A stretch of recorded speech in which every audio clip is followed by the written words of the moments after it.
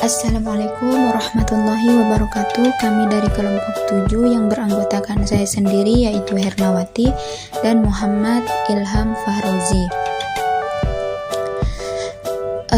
Pada mata kuliah sejarah dakwah, kita akan membahas tentang dakwah pada masa Bani Abbasiyah dan juga dakwah pada masa Harun al-Rasyid. Yang pertama ialah dakwah pada masa Bani Abbasiyah. Dinasti Abbasiyah didirikan pada tahun 132 Hijriah atau 750 Masehi oleh Abdul Abbas As-Saffah dan sekaligus sebagai khalifah pertama. Kekuasaan dinasti Abbasiyah berlangsung dalam rentang waktu yang panjang, yaitu selama 5 abad dari tahun 132 sampai 656 Hijriah atau 750 Masehi sampai 1258 Masehi. Nama dinasti Abbasiyah diambil dari salah satu seorang paman Nabi Muhammad yang bernama Al-Abbas ibnu Abdul Al-Muttalib ibnu Hisham.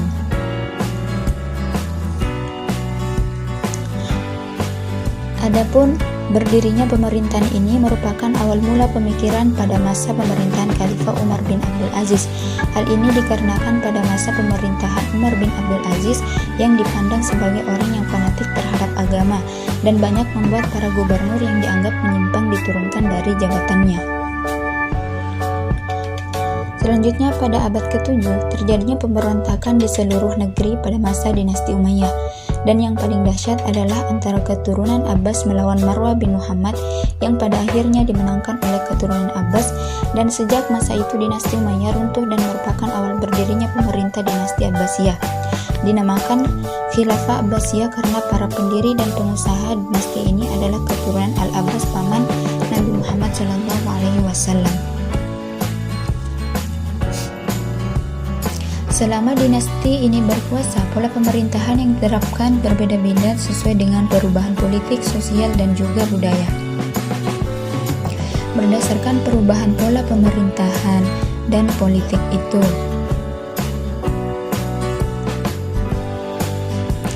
masa kejayaan dinasti Abbasiyah pada masa Khalifah Harun al-Rasyid.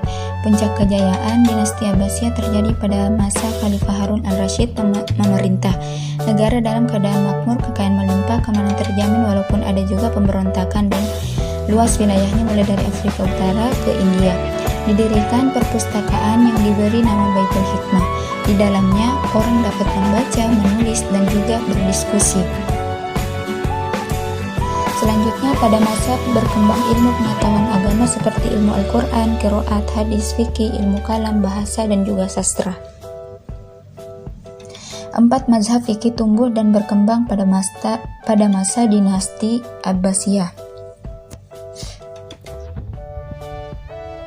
Di samping itu berkembang filsafat logika, metafisika, matematika, ilmu alam, geografi, aljabar, aritmatika, mekanika, astronomi, masuk kedokteran lainnya.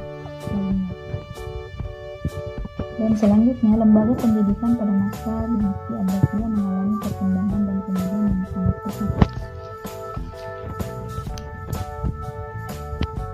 Kemajuan tersebut paling tidak ditentukan oleh 2 hal, yaitu yang pertama ialah terjadinya asimilasi antara bangsa dengan bangsa-bangsa lain yang lebih dulu mengalami perkembangan dalam bidang pengetahuan. Yang kedua ialah gerakan penerjemahan berlangsung dalam 3 fase. Selanjutnya yaitu bagian B, dakwah pada masa Harun al-Rasyid. Pada masa kepemimpinan Harun al-Rasyid, masyarakat hidup cukup mewah seperti yang digambarkan dalam hikayat 1001 Malam.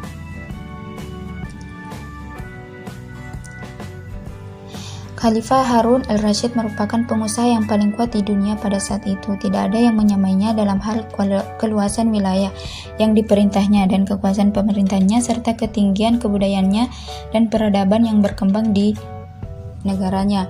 Khalifah Harun al-Rasyid berada pada tingkat yang lebih tinggi peradabannya dan lebih besar kekuasaannya jika dibandingkan dengan Karel Agung di Eropa yang menjalin persahabatan dengan motif memaafkannya.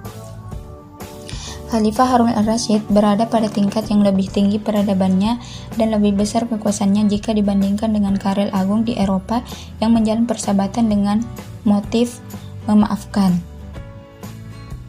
Pemerintahan Khalifah Harun al-Rasyid merupakan pemerintah yang paling baik dan terhormat, bersih dan penuh dengan kebajikan serta paling luas daerah pemerintahannya.